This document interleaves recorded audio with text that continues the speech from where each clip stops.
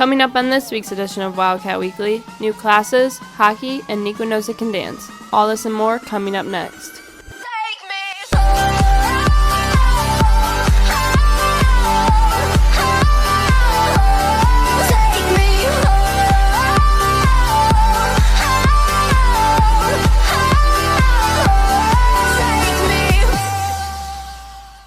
Hi, and welcome to this week's edition of Wildcat Weekly. I'm your host, Emma Smith. A new activity center has opened up in Naperville for all residents to use. Bryn takes a look into the story. As Naperville continues to grow, the Park District thought it was time to build a new center to meet the needs and wants of the community. Well, this building opened up this August to the public. It is our first activity center.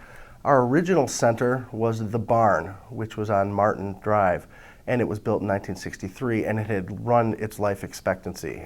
The center has many different uses for no cost, or you can become a member to be able to utilize the fitness center at all times. We have open gym. We offer many different classes. You can work out in the fitness center. You can come to a group exercise class. You can, we host parties. We have birthday parties.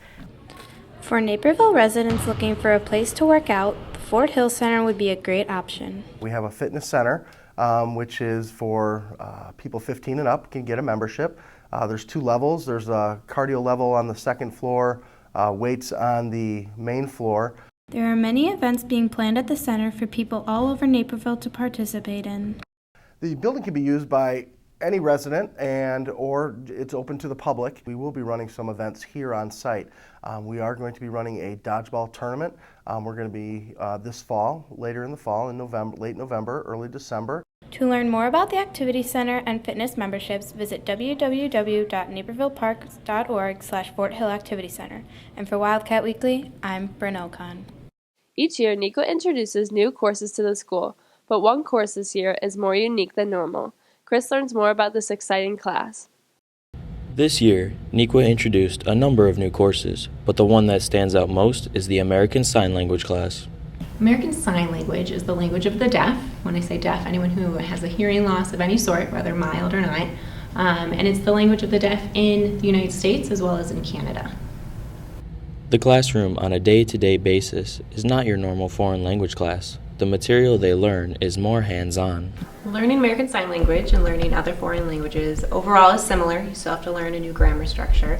However, it is different in terms of the modality. Rather than using your vocal cords and listening, you're using your hands much more than typical people are used to, and of course you need to pay attention visually to a lot more details. Our typical day starts without talking. We do as much as we can, even though it's a level 1, just signing. Sometimes that includes gestures, activities, games. But then, of course, as the class goes on, we do need to talk and make sure we're all on the same page. And ASL 1 includes any typical language level 1 class. So that's colors, shapes, numbers, introducing yourself, talking about your family, your friends, your hobbies, that sort of material. There are many reasons for one to want to learn American Sign Language, and some reasons are more close to heart than others. I started learning American Sign Language because my uncle went deaf around the time I was 12 years old, lost all his hearing very suddenly. So I learned sign, continued with it, but he unfortunately did not.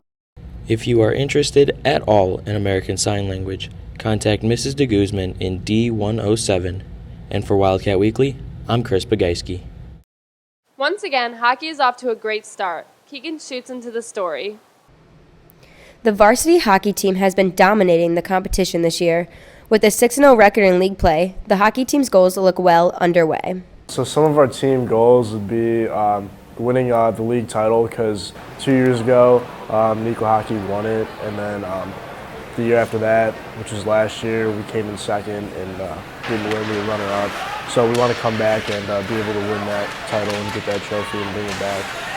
So far this season, to be honest with you, we're doing better than I expected. I didn't think we were going to be nearly as good as last year or the year before for the returners, but this year we're actually 5-0 in league play, and I think we're doing really good as a whole team, and just overall scoring goals, making plays happen. So.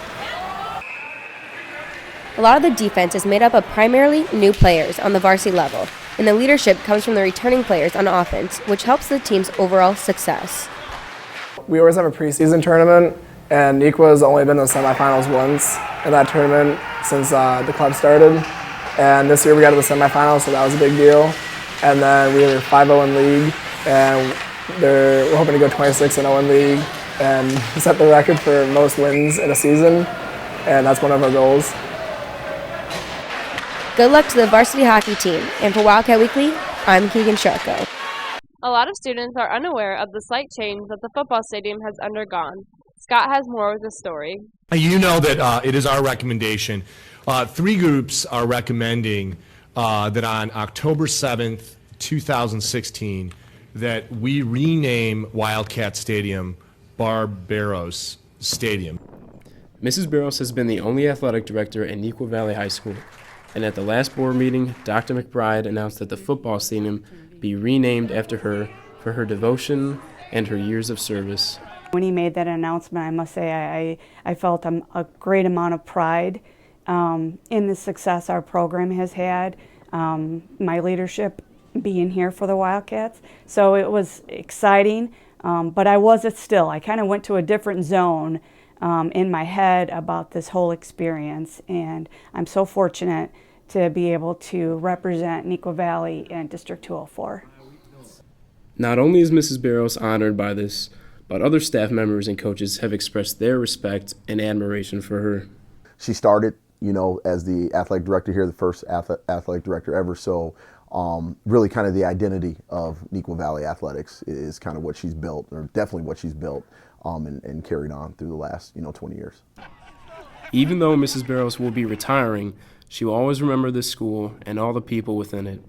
The easy part is I'm going to miss the people. This has been my family. I think I've spent more time in this arena, all over my office and on the courts and on the field, more time there than I've actually spent in my own home.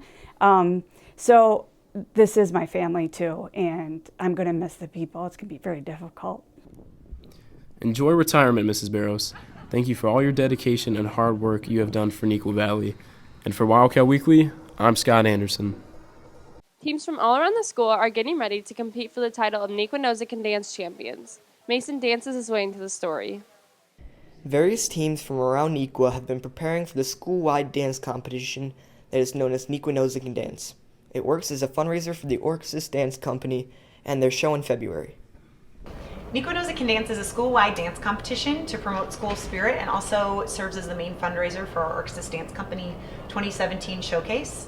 This event is open to the whole student body. The event will be on October 19th in the main gym. Tickets are $5 at the door. And it will feature our dance competition to determine Neuqua's favorite dancers. And it also will include exhibition acts by the Orchis Dance Company and the Neuqua Valley Dance Team. Teams are spending a lot of time preparing and practicing for the competition in order to perfect their dances. Yeah, so we're taking it pretty seriously. We practice about 4 hours a day, 2 a day, 2 in the morning, 2 at night. We wake up about 4 a.m., go for a team run, some stretching, then we get down to it, do some dancing. After school, right away, we just go to the studio, some stretching, we get ready, and we just start dancing again. It's a real great bonding experience for the guys. It's when all of us are just out there dancing in sync, it's a real special bond that we share. And it just real brings us close together, and it carries over to the field, and we have some great chemistry between us. Come support all the amazing talent at Neuqua Dance, Wednesday, October 19th. And for Wildcat Weekly, I'm Mason Mazurek. Thanks for watching this week's edition of Wildcat Weekly. Have a great weekend, Wildcats.